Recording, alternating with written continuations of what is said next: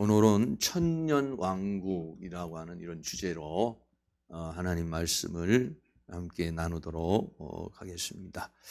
요한계시록에서 조금 해석하기가 매우 어려운 부분이 요한계시록 13장에 있는 666 짐승의 표에 대한 문제고요. 그 다음에는 이 계시록 20장에 있는 이 천년왕국에 대한 이야기입니다. 그래서 저도 다양한 각도로 이렇게 또 연구도 하고 또 참고도 하고 또 성경도 보고 기도도 하고 이러면서 이제 이 천년왕국에 대해서 이제 생각을 하는데, 이 천년왕국에 대한 이야기는 그 성경을 보는 그 목회자들마다 굉장히 다양한 해석을 하고 있어요. 굉장히 다양한 해석을 하고 있기 때문에 좀 어느 것을 취하기가 그렇게 쉽지 않은 그런 부분인 것입니다. 그리고 저도 이것을 해석하는 데 있어서 여러 가지 좀 난점이 있어요. 그래서 좀 어려운 그런 부분들이 좀 있는데, 이번 주도 아주 그냥 이 천년왕국 때문에 아주 그냥 그 머리를 싸매고 아주 그냥 고민을 많이 했어요. 고민을 많이 하고 성경하고 씨름을 많이 하고 또 다양한 그런 것들을 좀 참고를 하면서 나름대로 또 정리를 좀 했습니다. 정리를 해서 이제 함께 나누는 시간을 갖도록 이렇게 하려고 그러는데요. 요한계시록 20장 이 계시록은요, 계시록도 그렇고 복음서도 역시 마찬가지고, 우리가 복음서나 마태복음, 마가복음, 누가복음, 요한복음도 이렇게 보면 그 기록한 것들이 이렇게 쭉 있으면은 그게 순서적이 아니에요. 순서가. 그러니까는 1장 다음에 2장의 사건이 있고 2장의 사건 다음에 3장의 사건이 있고 이런 것이 아니에요. 어떤 곳에서는 여러 가지 사건들을 한꺼번에 모아서 설명하는 부분도 있고, 그래서 그 성경을 기록한 그 당사자가 성령의 감동을 받아서 어떤 목적을 가지고 이제 그 성경을 이렇게 기록을 하는 것이기 때문에 순서적인 배열이 아니에요. 그리고 계시록도 그렇습니다. 요한계시록도 역시 마찬가지로 이게 순서적인 부분이 있어요. 그러나 전체가 다 순서적인 부분이 아니에요. 그러니까는 요한계시록은 어떤 거냐면 처음부터 끝까지를 이렇게 쭉 얘기를 해주고 그 다음부터는 이제 그 안에 있는 사건들을 확대해서 해석을 해주고 있어요. 네. 특별히 이제 우리가 이렇게 보면은 요한계시록 11장으로서 어떻게 보면요, 역사가 다 끝나는 걸로 보여요. 왜 그러냐면 요한계시록 11장 15절에 보면 일곱째 천사가 나팔을 불매 하늘에 큰 음성이 나서 가로되 세상 나라가 우리 주와 그리스도의 나라가 되어 그가 세세토록 왕노릇 하시리로다 하니 했어요. 세상 나라가 우리 주와 그리스도의 나라가 되면은 끝나는 거죠. 모든 역사가. 모든 역사가 그런 거. 다시 말하면 이제 영원한 세계, 그리스도가 다스리는 세계, 세상의 세계가 이제 주님이 다스리는 세계. 그래서 그리스도가 왕노릇하고 우리가 왕노릇하면요, 그것으로 모든 역사가 끝나는 거예요. 그러니까 어떻게 보면 요한계시록은 11장 15절로부터 모든 어떻게 보면 전체적인 개략적인 이야기는 이미 끝난 그런 상황이죠. 그럼 12장부터는 뭐냐? 그 사건들 중에 지금까지 말한 사건들 중에 어떤 부분들을 확대해서 또 좀 크로즈업 시켜가지고 또 아니면 좀 구체적으로 체계적으로 그걸 또 다시 설명하는 그런 부분들이라고 하는 것을 우리는 생각할 수 있어요. 특별히 요한계시록 17장 18장에는요 바벨론의 멸망에 대한 이야기가 나와요.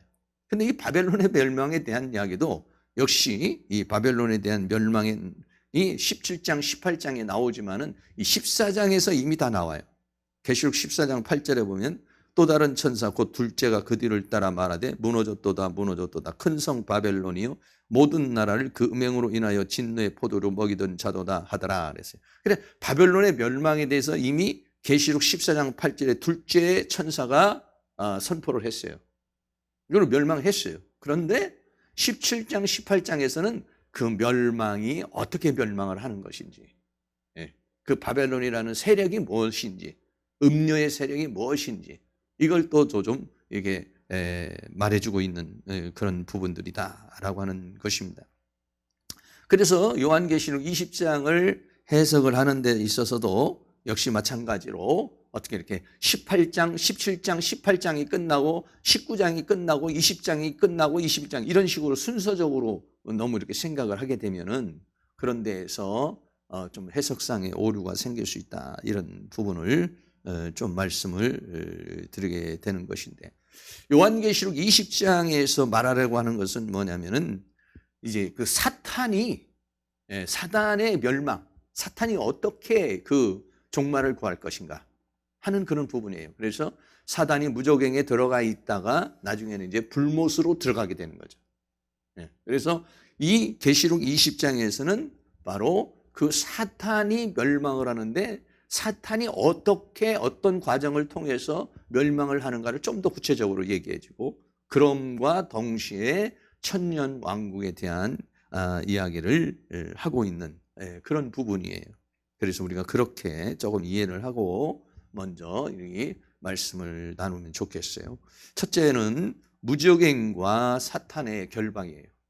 무저갱이 나오고, 그리고 이제 사탄을 결박을 해가지고 무저갱에다 이제 집어넣는 이제 그런 부분들이 나옵니다. 계시록 20장 1절입니다. 또 내가 보매 천사가 무저갱 열쇠와 큰 쇠사슬을 그 손에 가지고 하늘로서 내려와서 그랬어요.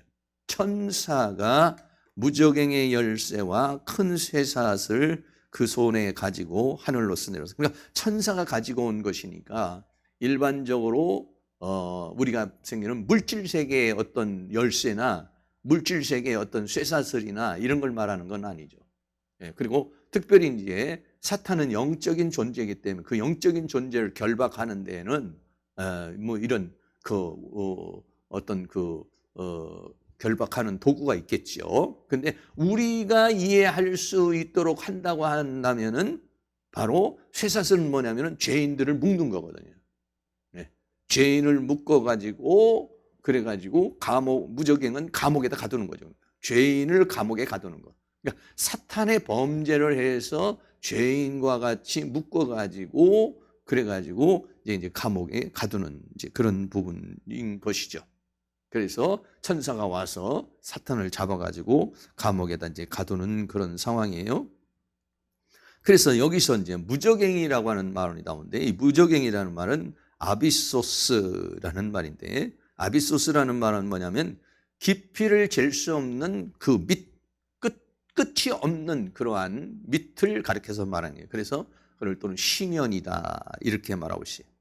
그러니까는 이 무저갱이라는 것은 하나님이 계시는 하늘의 세계에 비유해서는 하늘이 가장 높은 곳이라고 한다면 무저갱은 가장 깊은 낮은 곳으로 이렇게 표현을 할 수 있는 그런 부분들이죠.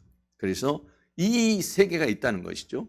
하늘이라는 세계가 있고, 차원적으로 보면 만약에 우리가 우리 지구를 생각해서 하늘을 생각하고 만약에 땅을 아비소스로 생각을 한다면 땅 밑에가 우리가 지구를 끄트머리로 뻥 뚫고 나간다면, 우리나라에서 뚫고 나가면은요 저 파라다이스 나와요.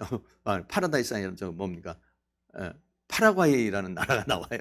지구 끄트머리로 뚫고 나가면. 거기 그런 얘기가 아니죠. 차원적으로 하나님의 세계는 하늘이고 무저갱의 세계는 밑이라는 세계를 우리에게 말해주고 있는데, 이것을 성경에서 이 무저갱에 대해서 몇 가지 말씀을 드리도록 하겠습니다. 첫째는요, 첫째 날 전에 이 무저갱이라는 세계가 있어요. 창세기 1장 2절에 땅이 혼돈하고 궁하며 흑암이 깊음 위에 있고 하나님의 손은 수면에 운행하시니라 라고 글을 쓸 때, 흑암이 깊음 위에 있다 할 때 이 깊음이라는 말이 태움이라고 하는 이제 히브리어 말인데, 이 태움이라는 말이 뭐냐면 아비소스라고 하는 바로 무저갱이에요.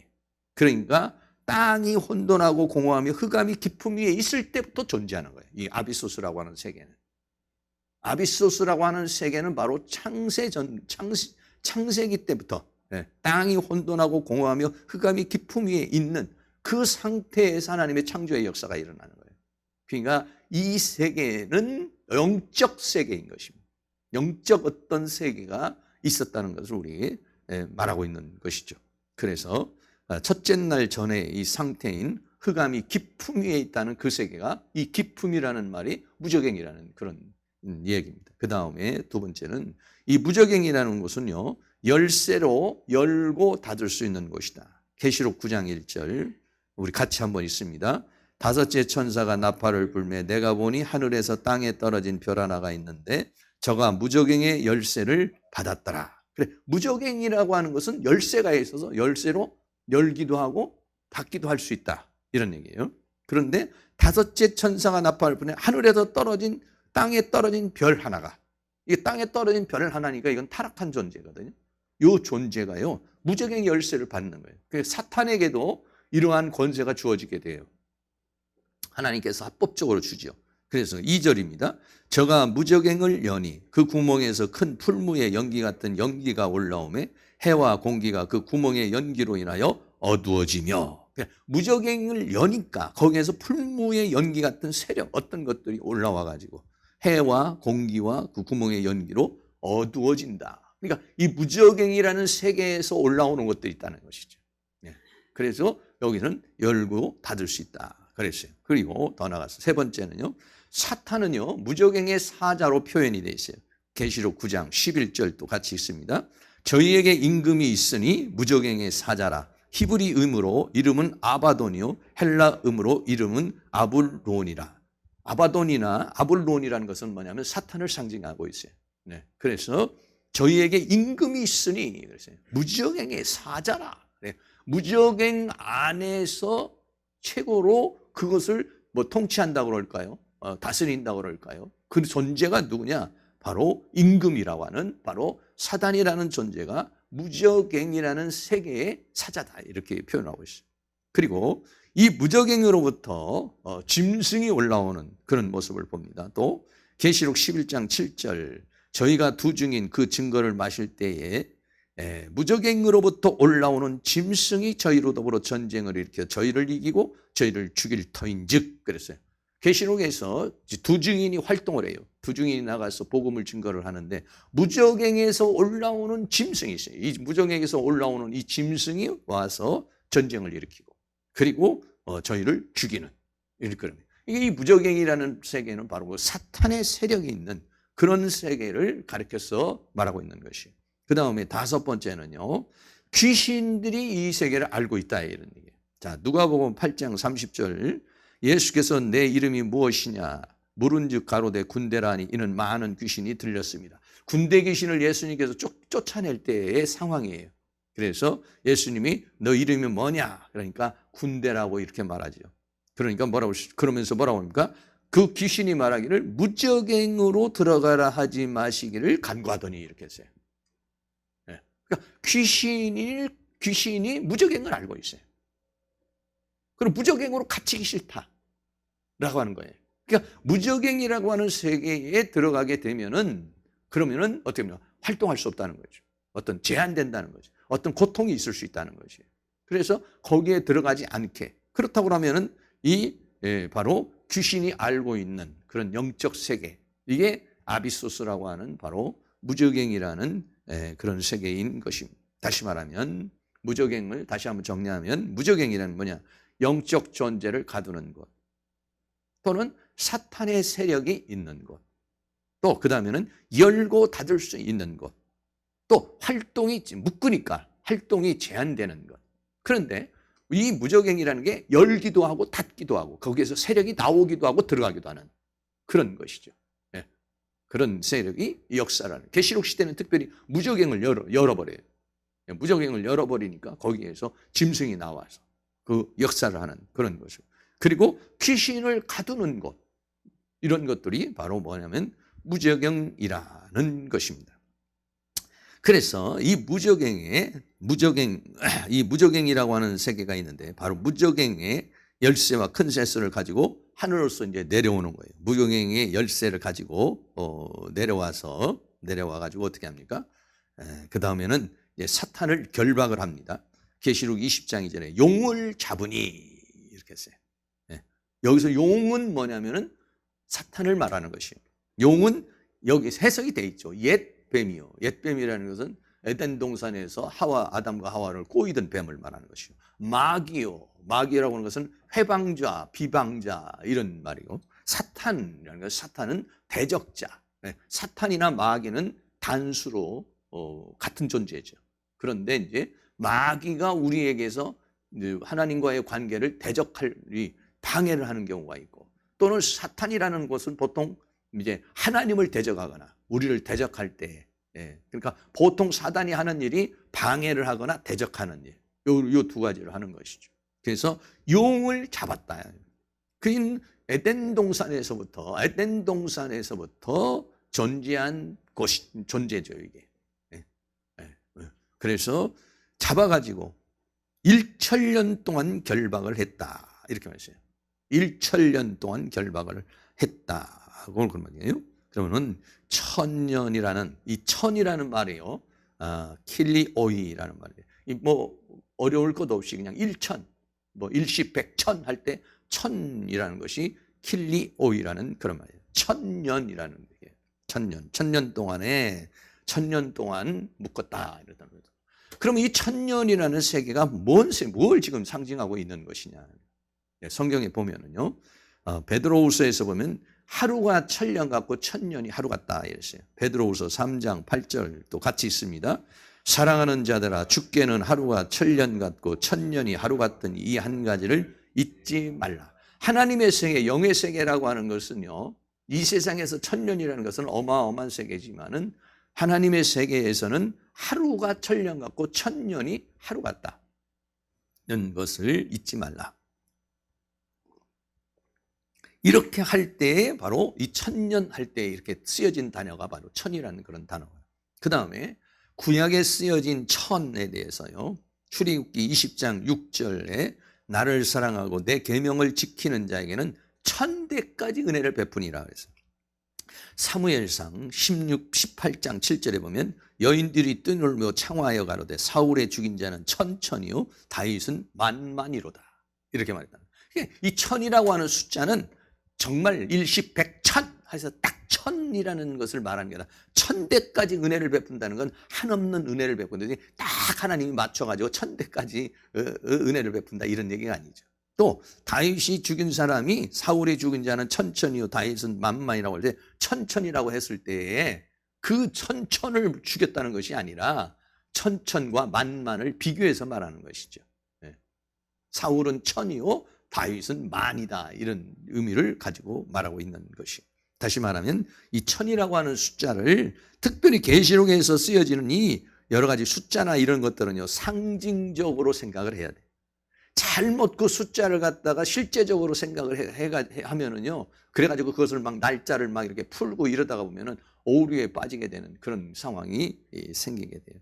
그래서 이 천년의 기간이 있어요. 천년의 기간.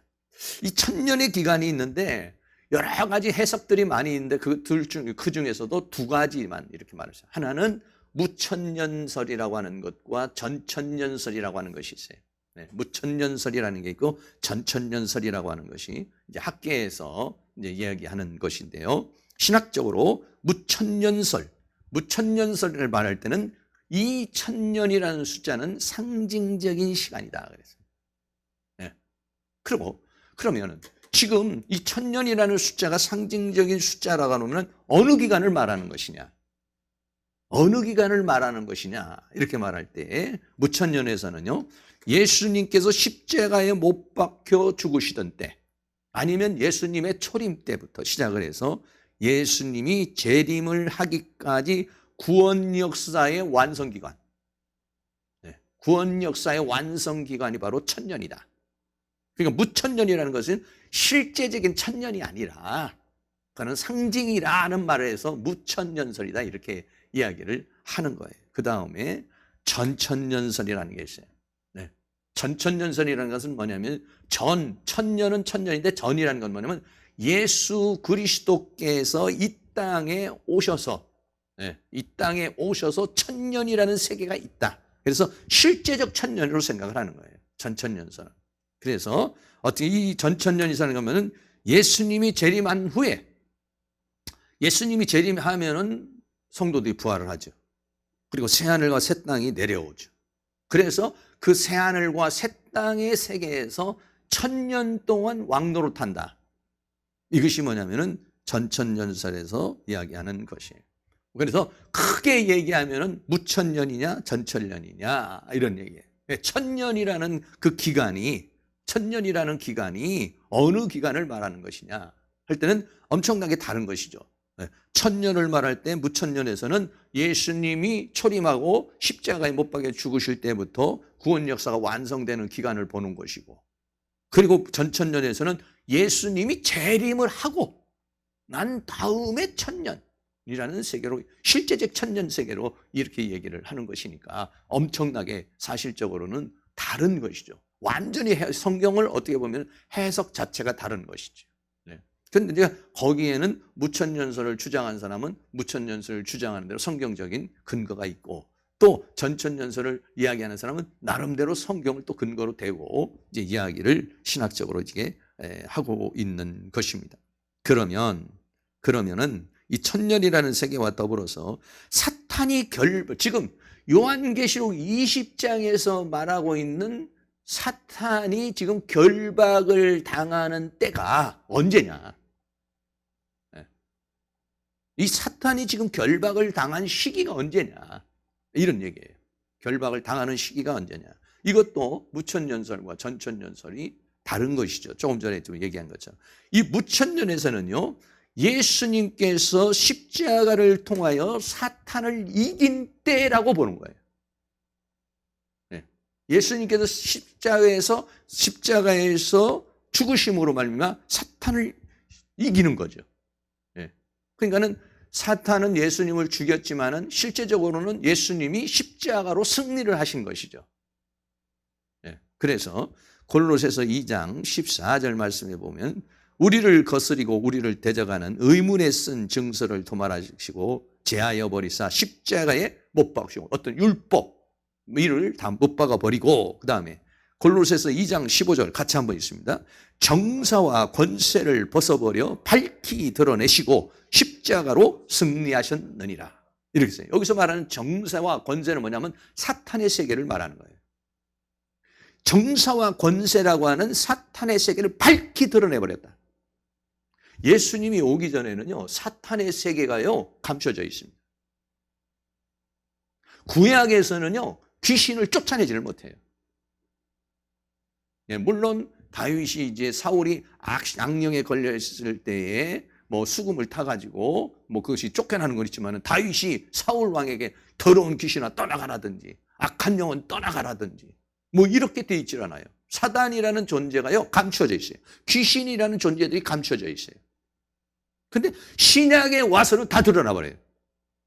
그 예수님이 와서 다 드러내버린 거예요. 다시 말하면 정사와 권세를 벗어버려 밝히 드러냈다는 것은 사탄의 모든 세계를 다 드러내버렸다는 거예요.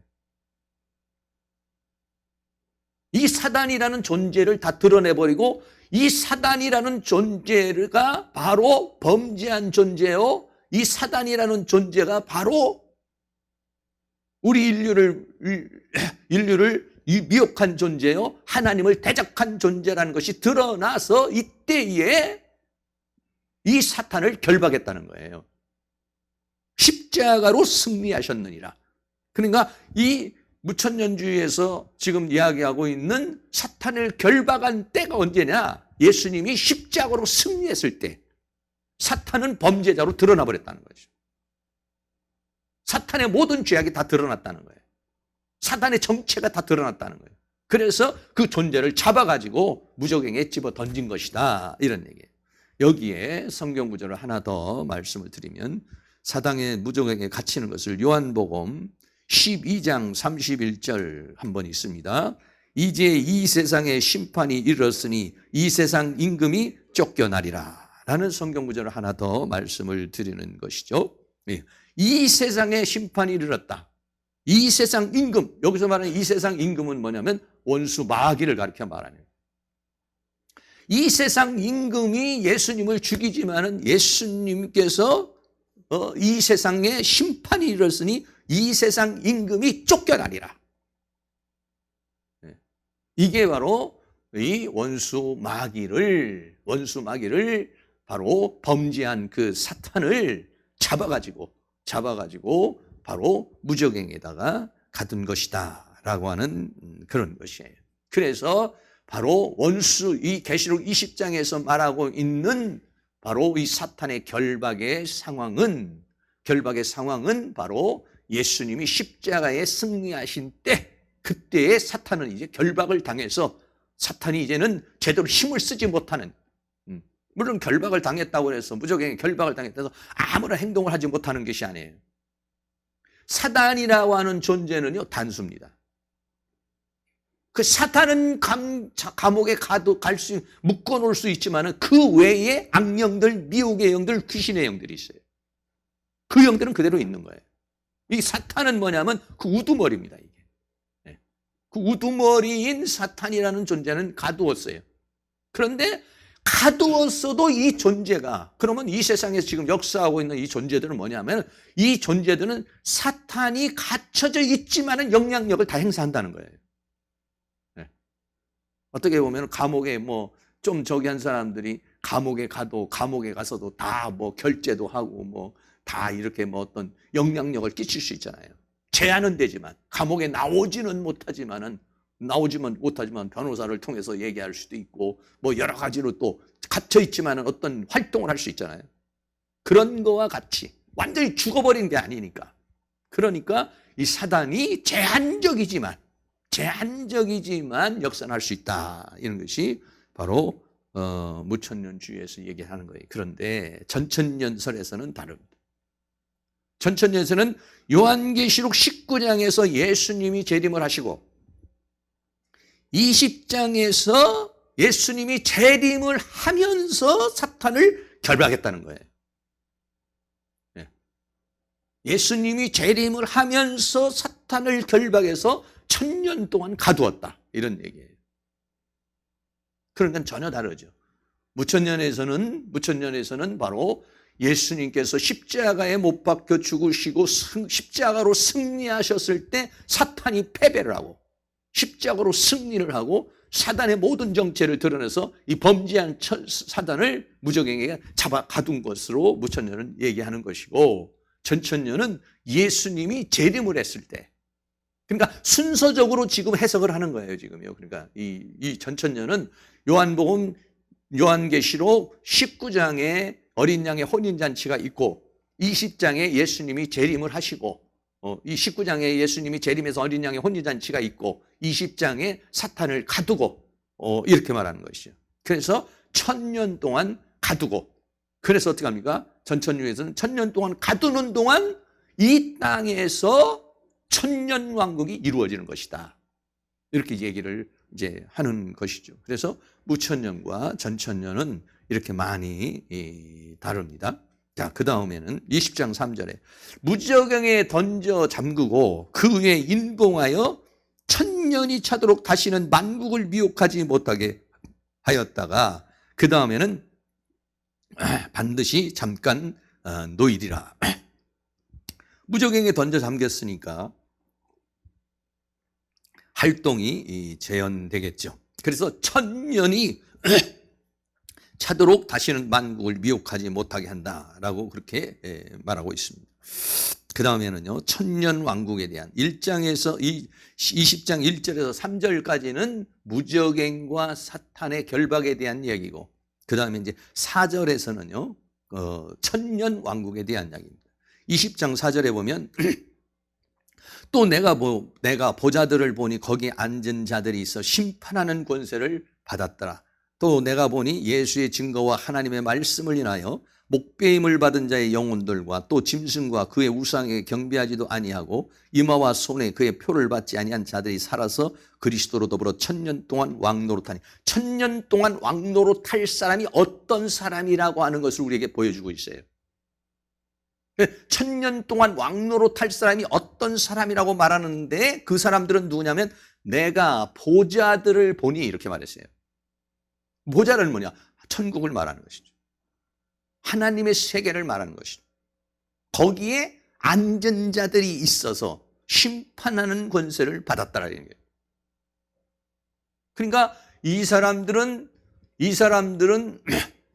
지금 1000년 동안 왕노릇하는 이 사람들은 어떤 사람들이냐면 보좌에 지금 앉아 있는 거예요. 그러니까 천국에 있는 거예요. 천국에. 하나님 앞에 있는 거예요.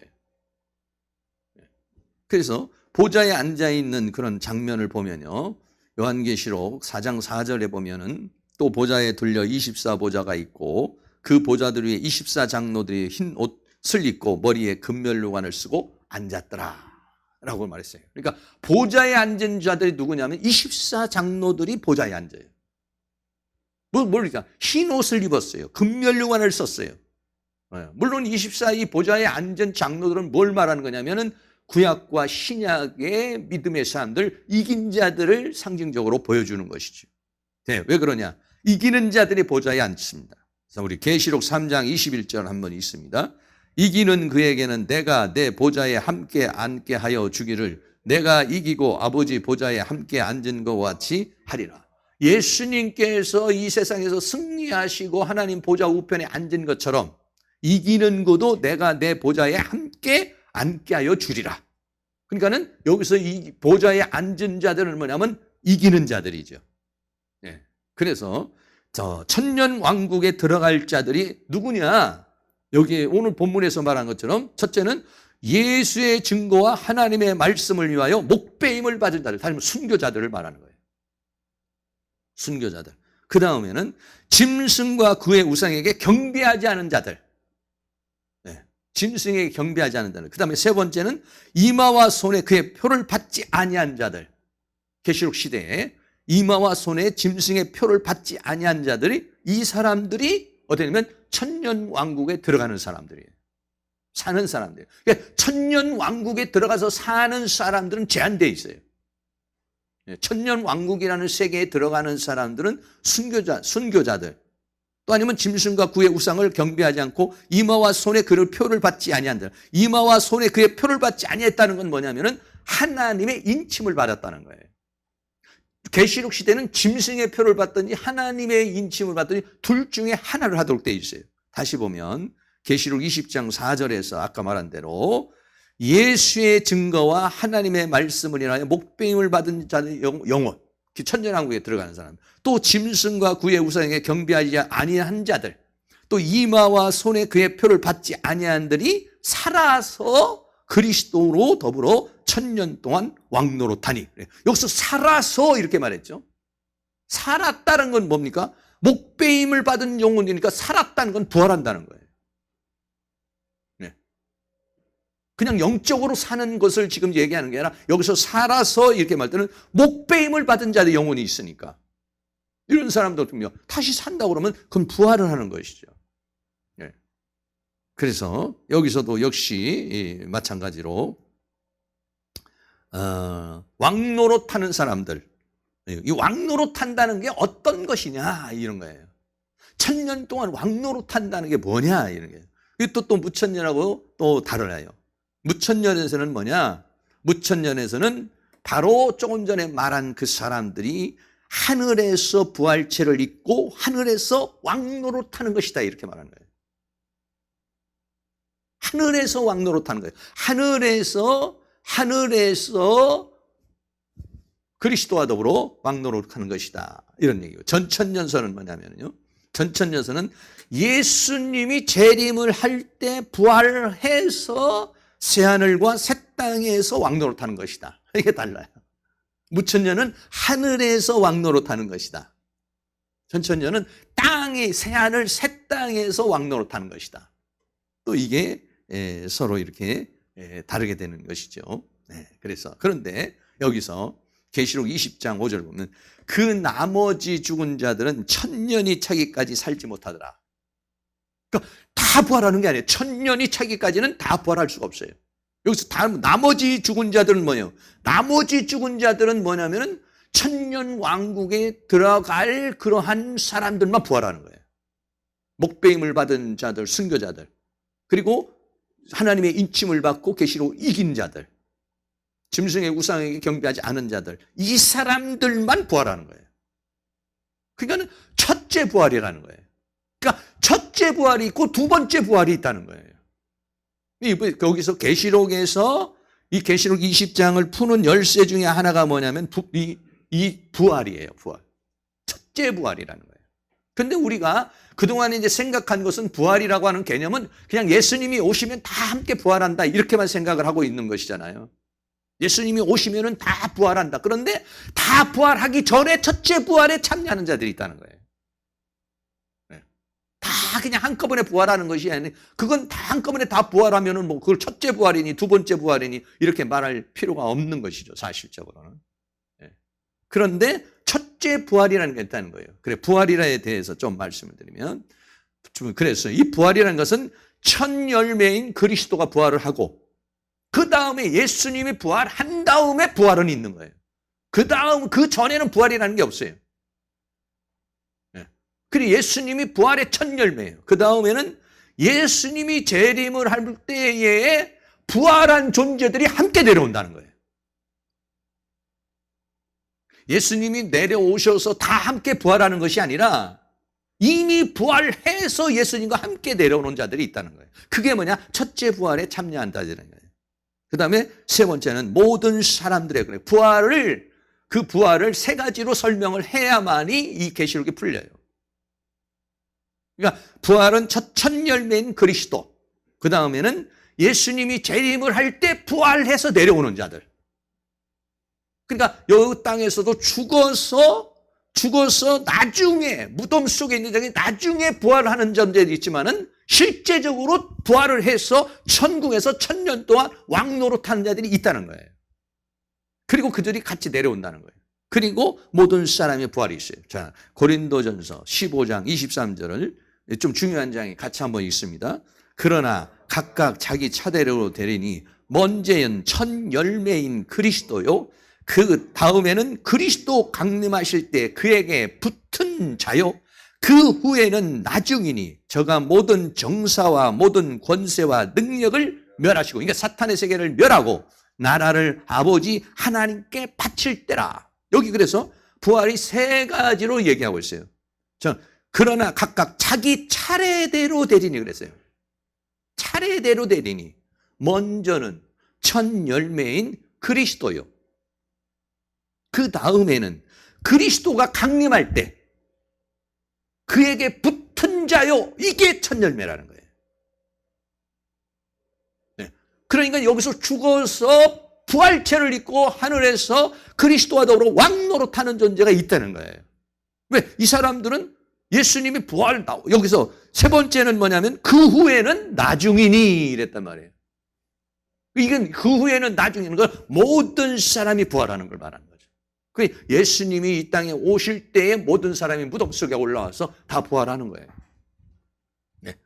그래서 첫째는 첫 열매인 그리스도요, 다음에는 그리스도가 강림할 때에 천국에서 1000년 동안 왕노릇 하다가 내려오는 자들이요. 같이 내려오는 자들이 있다는 거예요. 그럼 그 존재는 그냥 영적 존재가 아니라 부활체라는 거예요. 네. 부활체라는 거예요. 그러니까는 이게 첫째 부활에 참여한 존재들이라는 거예요. 그리고 그 후에는 나중이니. 네. 그랬어요. 그래서 모든 자가 부활하는 때가 있어요. 고린도전서 15장 51절에 보라 내가 너에게 비밀을 말하는 우리가 다 잠잘 것이 아니오 마지막 나팔에 순식간에 호련히 다 변화하리니 나팔 소리가 나며 죽은 자들이 썩지 않을 것으로 다시 살고 우리도 변화하리라 이랬단 말이에요. 이거는 뭐냐면 마지막 예수님이 재림을 하실 때 다 믿는 자나 믿지 않는 자나 다 부활하는 거예요. 네. 우주적 부활이죠. 전체적인 부활이죠. 네. 그런데 이러한 전체적인 우주적인 부활이 있기 전에 바로 고린도전서 15장 23절에 차례가 있다. 이거 차례가 있다. 뭐 한꺼번에 다가 아니라는 거예요. 차례대로 되리니 먼저는 첫 열매는 그리스도요. 그래서 그 그리스도가 부활의 생명을 주어서 그에게 붙은 자예요. 강림할 때, 그러니까 그리스도가 강림할 때 그에게 붙은 자니까 강림해서 하늘에서 내려오는 거예요. 그 후에는 나중이니. 이렇게 설명을 하고 있는 것입니다. 그래서 이제 그 천년왕국을 이러한 관점에서, 부활의 관점에서 이렇게 보게 되면, 지금 고린도전서에서 이 부분에서 이렇게 보게 되면 천년왕국이 조금 쉽게 풀리는 거예요. 이 첫째 부활을 그냥 영적인 부활로만 봐가지고는 잘 안 풀려요. 이게 첫째 부활한 존재가 누구냐 하는 것은 뭐 계시록 20장 4절에 지금 얘기하고 있는 것이니까, 그 사람들이 누구냐? 그 사람들은 순교자들, 그리고 이긴 자들, 이런 사람들이 그리스도와 더불어 천년 동안 왕노릇한다. 그게 뭐 하늘에서 있든지 땅에서 있든지, 그냥 무천년주는 하늘에서 있다, 이런 얘기예요. 그러니까 이 세상에서 우리가 죽으면 보통 우리가 생각을 했을 때 보통 영이 그냥 어떤 낙원에 가 있다, 이렇게 얘기하는 거잖아요. 근데 여기서는 죽어서 부활체가 되는 존재가 있다는 거예요. 그런데 15장 23절, 그러나 각각 자기 차례대로는 먼저는 천년맨 그리스도요, 다음에는 그리스도 강림할 때 붙은 자들이라는 거예요. 조금 우리가 이제 부활관에 대해서 조금 그동안에 생각했던 거하고는 조금 이제 다를 수 있는 건데, 근데 계시록에서는 그 부분을 설명을 하고 있는 거예요. 첫째 부활이라고 하는 존재가 있다는 거예요. 그게 왕노릇하는 존재들이 있다는 거예요. 그래서 그런 사람들이 아주 복 있는 사람이라는 것이죠. 첫째 그 부활에 참여한 사람이 어떤 사람입니까? 그 첫째 부활에 참여하는 사람은 복이 있는 사람이고, 그리고 거룩한 사람이고, 구별된 사람이고, 그리고 복 있는 사람이고, 특별한 존재들이라고 하는 것을 우리에게 말씀해 주고 있는 것입니다. 결론 내리겠습니다. 첫째는 오늘 무적행과 사탄의 결박에 대한 얘기고, 그 다음에 이제 천년왕국에 대한 이야기예요. 조금 복잡할 수 있지만은 뭐 그렇게 복잡하지는 않습니다. 복잡하지 않고 무천년주의와 전천년주의. 그래서 천년이라는 기간이 어떤 기간이냐? 무천년은 예수님이 십자가에 승리한 때부터 시작해서 주님이 재림을 하시는 기간이 천년이다. 그리고 전천년주의는 예수님이 재림을 해서 사탄을 결박하고 그게 천년이다. 그래서 이 땅에서 새하늘과 새 땅에서 천년 동안 왕노릇한다, 이런 얘기죠. 이게 우리에게 조금 달라지는 그런 부분인데, 여러분들이 기도하면서 잘 이렇게 선택을 하시고, 그래서 이제 그전에는 우리가 이제 전천년주의를 많이 이렇게 생각을 했어요. 근데 전천년주의를 많이 생각을 했는데, 이 천년 왕국에 대한 생각을 그렇게 우리가 했었는데, 잘 해석하는 데 무리가 많아요. 왜 그러냐면은 천천년주의를 얘기를 하게 되면 부활한 사람들이 있고 부활하지 못한 사람하고 이 세상에서 같이 산다는 거예요.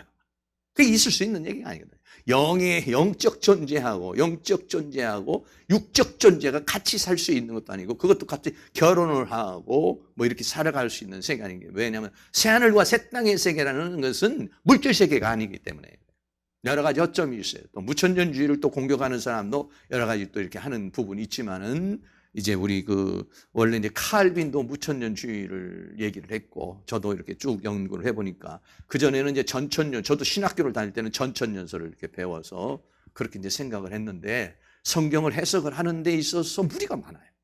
문제가 좀 있어요. 그래서 오늘 좀 정리를 여러분에게 좀 해드렸습니다. 아무튼 우리 모두가 이 세상에서 하나님은 그 여러 가지 우린 구원의 역사에 대해서 오늘도 지금 역사를 하고 계시는 것이죠. 그래서 지금도 그 세계를 이루어 가시기 위해서 하나님은 다양한 형태로 역사를 하고 있어요. 어쨌든 여러분들, 저도 그렇고 여러분도 그렇고, 첫째 부활의 참여자는 복이 있고 구별되고 거룩한 자예요. 그리스도와 더불어 왕노릇하는 자들이라고 이렇게 말하고 있습니다. 여러분들이 다 그러한 대열에 들어설 수 있는 그런 은혜가, 하나님의 은혜가 주어질 수 있기를 주의 이름으로 축복합니다.